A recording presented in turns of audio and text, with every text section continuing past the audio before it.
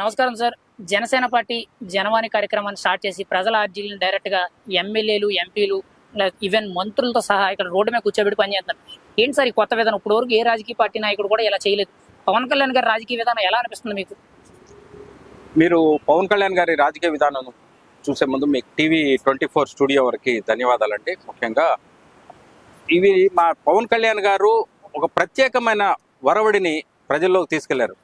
ఈ జనవాణి అనే కార్యక్రమం ఈరోజు ఇక్కడ జనసేన పార్టీ కార్యాలయం ముందు నిర్వహించడమే కాదండి, మీరు కౌలు రైతుల గురించి, కౌలు రైతులకి డబ్బులు ఇచ్చే విధానంలో అయితేనేమి, ఎక్కడైతేనేమి జనవాణి కార్యక్రమం ద్వారా వచ్చిన వాళ్ళకి మాత్రము ప్రతి జిల్లాలో, చిత్తూరు జిల్లా, ఏ జిల్లా పేరు తీసుకోండి, ఎంతో మంది ఎన్నో చోట్ల పవన్ కళ్యాణ్ గారు పర్సనల్గా విజిట్ చేసి కాళ్ళు లేని వాళ్ళ దగ్గర కింద కూర్చొని, మరి వాళ్ళ ముసలి వాళ్ళు అయితే స్టేజ్ మీదకి రానేని వాళ్ళ దగ్గర కూడా ఈయన వెళ్ళి చేసిన కార్యక్రమాలు అత్యధికంగా ఉన్నాయి. దాంట్లో భాగంగానే కంటిన్యూషన్గా మేము ఏది ఈరోజు ప్రభుత్వం వచ్చింది, ఉమ్మడి ప్రభుత్వం ఏర్పడిందనే ఉద్దేశంతో ఈరోజు పవన్ కళ్యాణ్ ఏదో హైప్ చేద్దామనే ఉద్దేశంతో కాదండి. అతను క్లియర్ హార్టెడ్గా ఉంటారు, చాలా స్వచ్ఛందంగా ఏదైతే చేస్తున్నారో అది చాలా క్లియర్ కట్గా చేస్తారు. దాని కంటిన్యూషనే ఇది.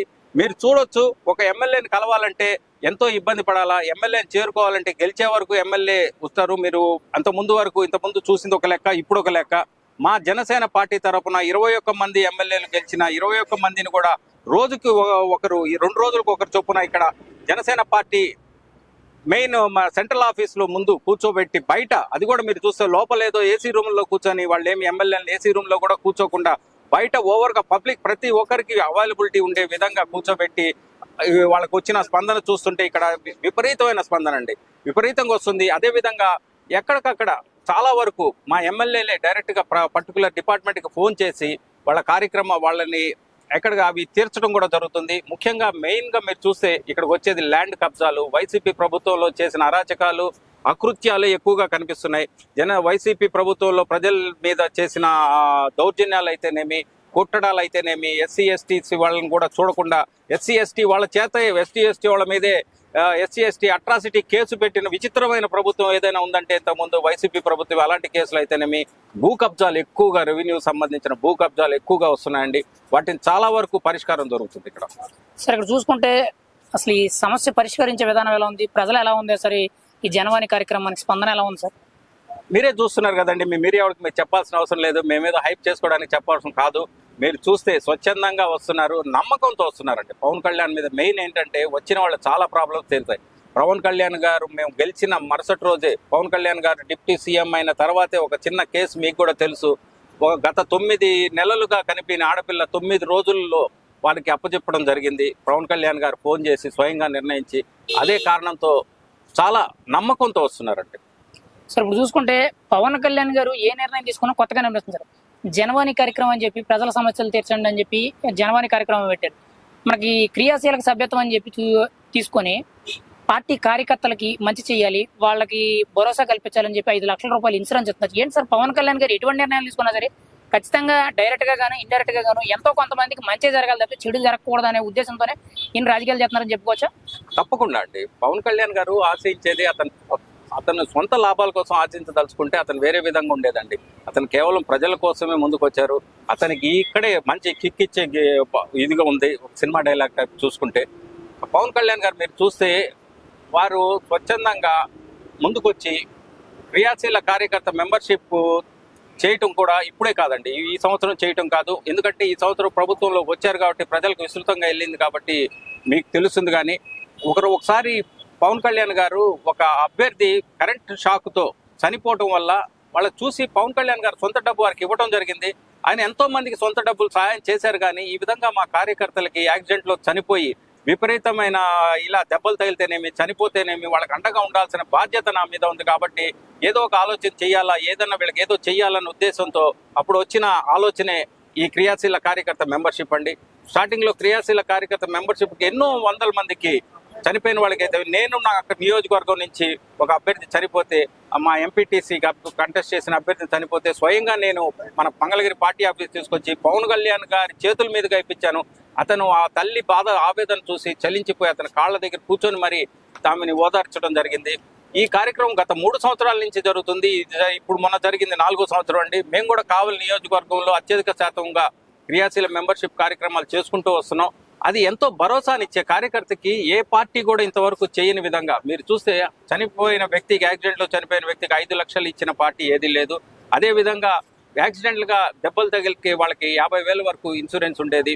అదే ఈ 4వ విడత దీంట్లో కొద్దిగా మార్పులు చేసి దాన్ని 5 లక్షలు యాక్సిడెంట్లుగా చనిపోయిన వ్యక్తికి 5 లక్షలు ఇవ్వటం, అదే క్రమంలో టోటల్లీ బెడ్ రిటర్న్ అయితే యాక్సిడెంట్ అయ్యి వాళ్ళకి కూడా 5 లక్షలు వచ్చే విధంగా, తర్వాత పార్షియల్ బెడ్ రిటర్న్ అయితే వాళ్ళకి 2.5 లక్షల రూపాయలు ఇచ్చే విధంగా, యాక్సిడెంటల్గా అదైతే 50,000 రూపాయలు దెబ్బలు తగిలిన వాళ్ళకి మెడికల్ రీయింబర్స్ ఉండే విధంగా కూడా మార్పులు చేసి అత్యధిక సంఖ్యలో మీరు చూస్తే ఈసారి 15 లక్షలకి చెరువులో, అంటే మొన్న పవన్ కళ్యాణ్ గారు ఆదేశం ప్రకారం అంటే ఇప్పటికి రెన్యువల్ అవి అమౌంట్లన్నీ క్లారిఫై చేస్తున్నారు. నాకు తెలిసి ఇది 15 లక్షల్లోకి చేరుతుందని నేను అనుకుంటున్నాను.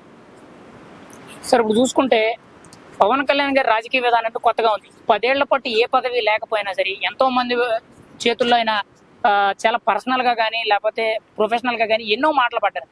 అన్ని మాటలు పడి కూడా ఈ రోజు ఆయన నిలబడి ఈ రోజు రాష్ట్ర రాజకీయాలే కాదు దేశ రాజకీయాలైన మోడీ గారితో సమానంగా కూర్చొని ఈ రోజు 3వ ప్రధానమంత్రి మోడీ గారు అయ్యారంటే కారణం కూడా పవన్ కళ్యాణ్ గారు. అంటే దేశ రాజకీయాలు శాసించేంత స్థాయికి వెళ్ళారు. ఏంటి సార్ అంటే ఆయన ధైర్యం ఏంటంటారు? సార్ దీనికి ధైర్యం కంటే కూడా ప్రజల కోసం, ముఖ్యంగా ఆంధ్రప్రదేశ్లో ఉన్న ప్రజలు, అలాగే తెలంగాణ రాష్ట్రం, తెలుగు రాష్ట్రాలు, 2 తెలుగు రాష్ట్రాలు ఉన్న ప్రజలు పడ్డ బాధల్ని చూసి చలించిపోయిన వ్యక్తి నిజాయితీకి నిదర్శనం అండి ఇది. కేవలం తన నిజాయితీగా ప్రజలకు సేవ చేయాలనే ఉద్దేశంతో ఆయన కూడా చెప్తున్నారు, బైబిల్ సూక్తి కూడా చెప్పేవారు, తనను తాను తగ్గించుకున్నవాడు హెచ్చింపబడునని. అదే సూత్రాన్ని వాళ్ళ టీచర్ చెప్పిన సూత్రాన్ని మదిలో పెట్టుకొని కేవలం ప్రజల కోసం తన వంతుగా ఈ ప్రభుత్వం ఏర్పడే విధంగా, అదే విధంగా సెంట్రల్ గవర్నమెంట్ మోడీ గారికి అత్యంత చనువుగా ఎంతో ఒప్పించి ఆయన చెప్పారు ఒక సందర్భంలో, మోడీ గారి ద్వారా కూడా నేను తిట్లు తినాల్సి వచ్చింది, నీకెందుకు ఇంత ఇదైన ఉద్దేశంతో కూడా కాకుండా తనను తాను తగ్గించుకొని ఆఖరికి ఎంపీ సీట్లు కూడా తగ్గించుకొని బీజేపీకి ఇచ్చి ఇక్కడ సెంట్రల్ గవర్నమెంట్లో ఈరోజు బీజేపీ ప్రభుత్వం స్థాపించే విధంగా జనసేన పార్టీ, బీజేపీ, తెలుగుదేశం ఆంధ్రప్రదేశ్ నుంచి కూడా సహాయ ఉండే విధంగా అక్కడ ప్రభుత్వం ఏర్పాటు చేయడానికి పవన్ కళ్యాణ్ గారు ఎంతో సహకారం ఉంది. అతని పాత్ర ఎంతో ఉందని మేమే కాదండి, 21 గెలవటం, 2 ఎంపీలు, 2 ఎంపీలు ఉంటే 2 ఎంపీలు గెలవటం అనేది వరల్డ్ రికార్డు. ఇది ఇంతవరకు ఏ దేశంలో కానీ ఏ రాష్ట్రంలో కానీ జరగని విధంగా ఏ పార్టీ కూడా ఈ విధంగా రికార్డు సృష్టించలేదు. ఇది మాకు ఎంతో గర్వకారణంగా ఉంది. లోకల్గా మాకు ఇది చాలా ఫెచ్చింగ్గా ఉందండి. ఇప్పుడు పవన్ కళ్యాణ్ గారి గెలుపు అనేది ఇప్పటి వరకు ఆయన కింద ఉండే కార్యకర్తలు కొంతమంది అంటే చాలా మందితో మాటలు పడ్డారు. అంటే ఏంటంటే మీకు పార్టీ వాళ్ళే జెండా పట్టుకుని పోయడం తప్పితే మీరు జెండా కూలీలుగా మిగిలిపోతారు, మీకు పదవులు అనేవి రావు, మీరు అధికారంలోకి రాలేరు, ఈవెన్ మీ పవన్ కళ్యాణ్ కూడా మీ వల్ల కాదని అన్నారు. మరి ఇప్పుడు పవన్ కళ్యాణ్ గారి గెలుపుతో పార్టీ కార్యకర్తల్లో కానీ లేకపోతే కింద స్థాయి నాయకుల్లో కానీ ఎలా ఉందంటారు? ఈ పొట్టు అనేది రాజకీయంగా ఎలా ఎదగలిగారంటారు? మీరు ఒక విషయం చూస్తే పవన్ కళ్యాణ్ గారు ముందు నుంచి ఒకటే చెప్తున్నారండి, వ్యూహం నాకు వదిలేయండి. కానీ పవన్ కళ్యాణ్ గారిని చాలా తక్కువ అంచనా వేసిన ప్రతి ఒక్కరికి ఇది ఒక చెంప పెట్టండి, చెప్పుతో కొట్టినట్టు సమాధానం చెప్పారు. ఎలా అంటే అతనికి అసలు రాజకీయాలే రావు, 2 చోట్ల నిలబడే వ్యక్తి, మీరు చెప్పినట్టు 2 చోట్ల నిలబడిన వ్యక్తి ఓడిపోయారు, కానీ అతను రాజకీయ భవిష్యత్తు లేదు అన్న వాళ్ళకి పవన్ కళ్యాణ్ గారి ఇది చాణుక్య నీతి లెవెల్లో అతను ఒక రాజకీయ పరిపక్వత చెందిన రాజకీయ నాయకుడుగా, అదేవిధంగా ఉప ముఖ్యమంత్రిగా అయిన తర్వాత రోజు నుంచి అతను తీసుకునే నిర్ణయాలు కానీ అతను ఎంతో రాజకీయ ఇది ఉందండి, పరిజ్ఞానం ఉంది. 3 సంవత్సరాలని ఏ పార్టీ కూడా ఒక 10 సంవత్సరాలు నడపడం అనేది ఒక ఎమ్మెల్యే లేకుండా నడిపిన హిస్టరీ కూడా పవన్ కళ్యాణ్ గారికి ఉంటుంది తప్ప వేరే వాళ్ళకి ఏ పార్టీ వాళ్ళకు లేదు.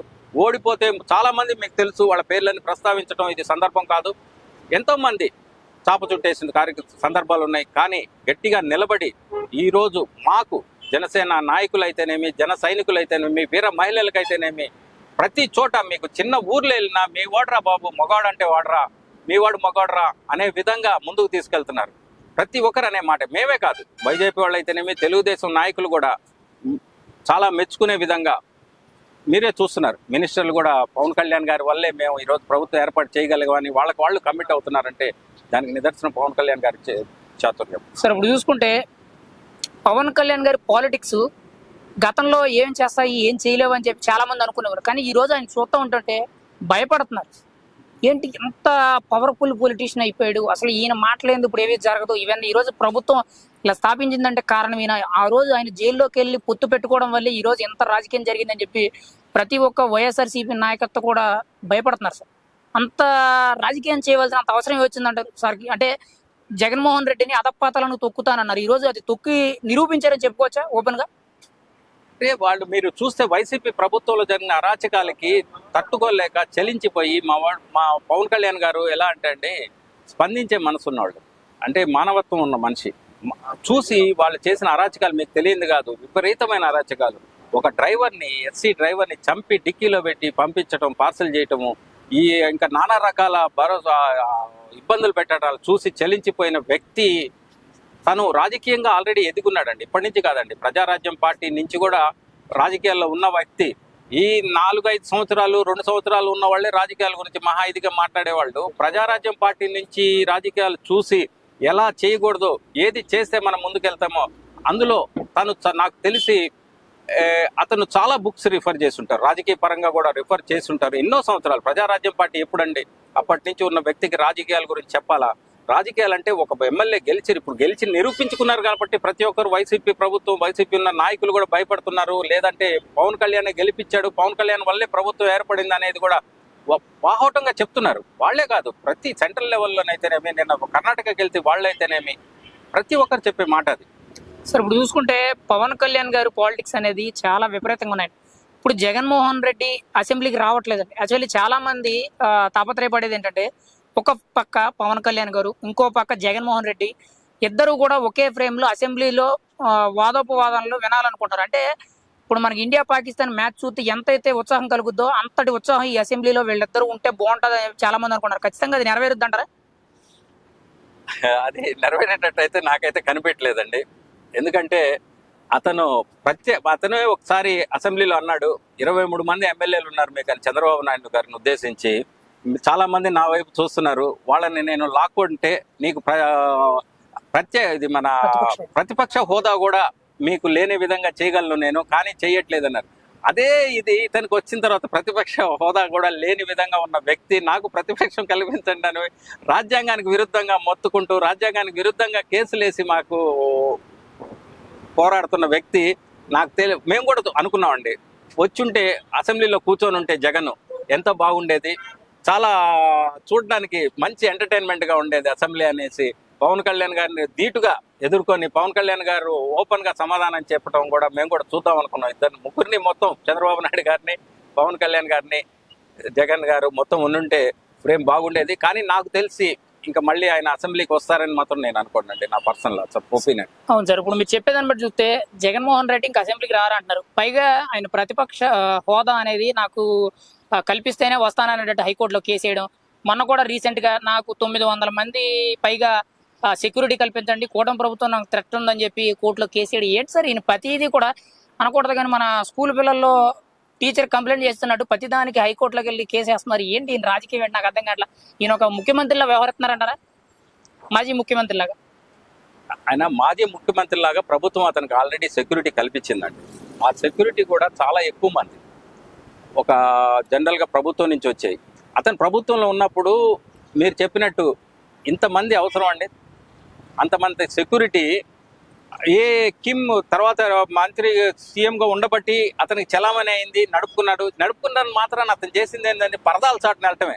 మా కావిలి వచ్చాడండి, చూస్తే కర్ఫ్యూ వాతావరణం, మొత్తం షాపులన్నీ బంద్ చేసేసి పరదాలు కట్టేసి కర్ఫ్యూ వాతావరణం విధించేసుకొని ఇంతమంది సెక్యూరిటీ ఉన్నా కానీ పరదాల్లో తిరిగిన వ్యక్తికి ఈ రోజు తిరగాల్సిన అతను ప్రాణ నష్టం అనేసి నాకు అంతమంది సెక్యూరిటీ కావాలంటే ప్రభుత్వ సొమ్మే ఉన్నా ఎవరబ్బా సొత్తుగా ఉండేది.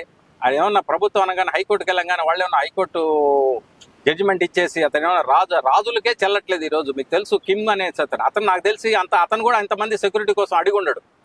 కానీ ఇది మాత్రం అప్రజాస్వామికం. అతను వెళ్ళటం, అతను నా ఉద్దేశంలో అతని సైడ్ అటెన్షన్ క్రియేట్ చేసుకోవడం కోసం చేస్తున్న నాటకాల్లో ఇంకో భాగమే తప్ప అతను ప్రజల కోసం పోరాడాలా, ప్రజలకు ఏమన్నా కావాలంటే చేసింది, ప్రజల కోసం ఏ రోజు ఆయన కోర్టుకు వెళ్ళింది లేదు. అతను కోర్టు కేసులు కోసం కోర్టు చుట్టూ తిరిగాడు. ఇప్పుడు అతను కావాలనేసి కోర్టు చుట్టూ తిరుగుతున్నాడు తప్ప అది కేవలం అతను ఒక ప్రజల్లో అటెన్షన్ క్రియేట్ చేసి తన వైపు తిప్పుకునే విధంగా చేసే కార్యక్రమంలో భాగమే తప్ప అతనికి అది సెక్యూరిటీ ప్రభుత్వ పరంగా వచ్చే సెక్యూరిటీ అయితే కాదండి. సార్ ఇప్పుడు చూసుకుంటే జగన్మోహన్ రెడ్డి నాటకాలకే కానీ డ్రామాలకే కానీ శవ రాజకీయాలు అంటే సింపతి రాజకీయాలకే కానీ పెట్టిందే పేరు అనేటట్టు ఆయన పనిచేస్తున్నారని చెప్పుకోవచ్చా? అంటే ఎక్కడ ఏది దొరికితే దాన్ని ఉపయోగించుకొని మనం రాజకీయంగా కొంచెం సింపతి సంపాదించుకొని ప్రజల్లో కొంచెం హైప్ తెప్పించుకుందాం అనే మైండ్ సెట్తో ఆయన రాజకీయం చేస్తున్నారని చెప్పుకోవచ్చా? అంతేనండి. ఇప్పుడు అతనికి శవ రాజకీయాల్లో అతను ఫేమస్. మీకు తెలుసు రాజశేఖర్ రెడ్డి చనిపోయాడని ఆత్మహత్య చేసుకొని చనిపోయిన వాళ్ళు ఎంతమంది ఉంటారు, వేళ్ల మీద లెక్క పెట్టవచ్చు. అది ఒక పూటకం, అది చాలా మందికి తెలుసు. చనిపోయిన ప్రతి ఒక్కరిని వాళ్ళ అకౌంట్లో వేసేసుకొని అక్కడికి వెళ్ళేసి శవ రాజకీయాలు చేశాడు. అదే కంటిన్యూ చేద్దాం అనుకొని మళ్ళీ కూడా శవ రాజకీయాలు, ఎవరు చనిపోయినా వెళ్ళిపోయి శవ రాజకీయాలు చేయటం. మీకు తెలియంది ఏముంది, ఇక్కడే గుంటూరులోనే వైసీపీ వాళ్ళే వైసీపీని చంపితే కూడా దాన్ని కూడా ఒక రాజకీయం చేసి సెంట్రల్కి వెళ్ళిపోయి మనకి ఇక్కడ లా అండ్ ఆర్డర్ కంట్రోల్లో లేదు కాబట్టి రాష్ట్రపతి పాలన విధించాలన్న విధంగా అక్కడికి వెళ్ళి దాన్ని ఒక సీన్ క్రియేట్ చేయటం. మొత్తం నానా రకాలుగా అతను ఏదో ఒక విధంగా మీడియాలో ఉండాలండి. ఈ మొన్న కూడా నేను కూడా వేరే చోట మాట్లాడుతూ కూడా చెప్పాను, మీడియా కూడా ఎక్కువగా కాన్సన్ట్రేషన్ చేసి అతను చేసే విధానాల్ని ఎక్కువగా ఎత్తి చూపుతా ఉంది. అది అంత అవసరం లేదనేది నా ప్రస్తుత ఇది. ఓకే సార్, ఇప్పుడు చూసుకుంటే జగన్మోహన్ రెడ్డి మన వినుకొండ హత్య ఏదైతే ఉందో కానీ లేకపోతే ఈ రాష్ట్రంలో కొన్ని సంబంధం లేని హత్యలు ఉంటాయి కదా సార్, ఇవన్నీ బేస్ చేసుకొని రాష్ట్రపతి పాలన పెట్టాలి, రాష్ట్రం రావణకాండం అయిపోతుంది, కూటమి ప్రభుత్వం వచ్చిన తర్వాత వైఎస్ఆర్సీపీ నాయకులు చంపేస్తున్నారు, జనసేన టీడీపీ నాయకులు అని చెప్పి ఢిల్లీ వెళ్ళి ధర్నా చేశారు. అసలు ఏంటి సార్ అంత దరిద్రంగా ఉందంటారా ఇక్కడ పరిపాలన? 50 రోజుల పరిపాలన లేకపోతే గత 5 ఏళ్ల పరిపాలన ఎలా ఉందంటారు? సార్ మీరే కంపారిజన్ చెప్పండి. మీకు ఎవ్వరు అవసరం లేదండి. స్కూల్కి వెళ్ళే చిన్న పిల్లోడిని అడిగినా చెప్తాడు. వాళ్ళు తిరిగే రోడ్లను చూస్తే తెలుస్తుంది. వాళ్ళు నడిచే హాస్పిటల్ విధానంలో అయితేనేమి, వాళ్ళు చేసిన అరాచకాలు అయితేనేమి, అకృత్యాలు అయితేనేమి, దీనికంతా నిదర్శనం ఒకటేనండి. హిస్టరీలో లేని విధంగా అత్యధిక సంఖ్యలో ప్రతి చోట ఎమ్మెల్యే గెలిచిన పర్సంటేజ్ ఆఫ్ ఓటింగే దానికి నిదర్శనం. ప్రజల వ్యతిరేకత ఎంత హై పర్సంటేజ్ ఆఫ్ ఓటింగ్లో 90,000 ఏంటండి, 70,000 ఏంటండి, 60,000 ఏంటండి, మా కావిల్లో కూడా 40,000 అత్యధిక ఓటు రికార్డు ఇప్పటి వరకు. ఇంతవరకు ఎలక్షన్స్ వచ్చిన రోజు నుంచి ఇప్పటి వరకు చూసుకుంటే ఏ రోజు కూడా ఎక్కడ కూడా రాని విధంగా అంత హైప్లో వచ్చారు. ప్రజలు అంత విరక్తి చెంది సీక్రెట్ ఓటింగ్ అంత ఇదిగా జరిగింది, ఎవరు ఎక్స్పెక్ట్ చేయలేదు.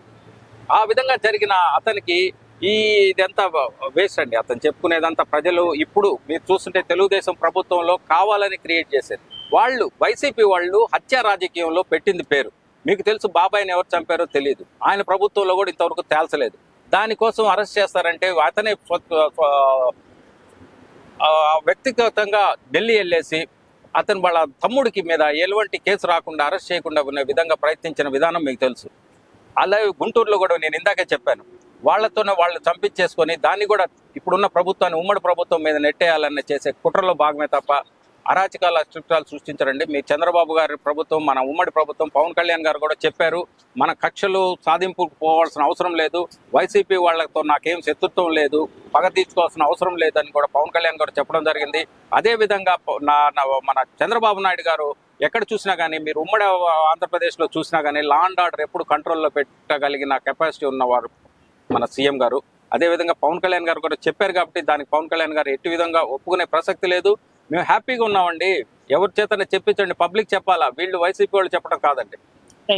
సార్ ఫైనల్ గా అయితే జగన్మోహన్ రెడ్డి రాజకీయ భవిష్యత్తు ఏంటి అంటే, మామూలుగా మన ఢిల్లీ వెళ్ళి ధర్నా చేశారు కదా, అది యాక్చువల్లీ ఆ వినుకొండ హత్య అనే డ్రామా పెట్టుకొని అక్కడ ధర్నా చేశారు కానీ బ్యాక్ డ్రాప్ లో కాంగ్రెస్ పార్టీతో విలీనం కోసం ప్రయత్నం చేస్తున్నాడు జగన్మోహన్ రెడ్డి, కడప ఎంపీగా పోటీ చేసే అవకాశం ఉందనేటట్టు అయితే వార్తలు అవుతున్నాయి. అంటే రాజకీయ భవిష్యత్తు ఎటు వెళ్తుంది అంటారు? ఇటు రాజకీయాల వైపా, అటు జైలు వైపా, లేకపోతే ప్యాలెస్ కి పరిమితం అనుకుంటారా? ఇప్పుడు నాకు తెలిసి జైలు వైపే ఉంటుందండి. ఎందుకంటే మొన్న సుప్రీంకోర్టు కూడా ఈ సిబిఐ కోర్టుకి నోటీసులు ఇచ్చింది, జగన్ కేసును ఎంత తొందరగా వీలైతే అంత తొందరగా పరిష్కరించాలనేసి. ఇతను సీఎంగా ఉన్నప్పుడు ఏదో ఒక చాకు చెప్పి కోర్టుకు వెళ్ళని సిచ్యువేషన్ జరిగింది.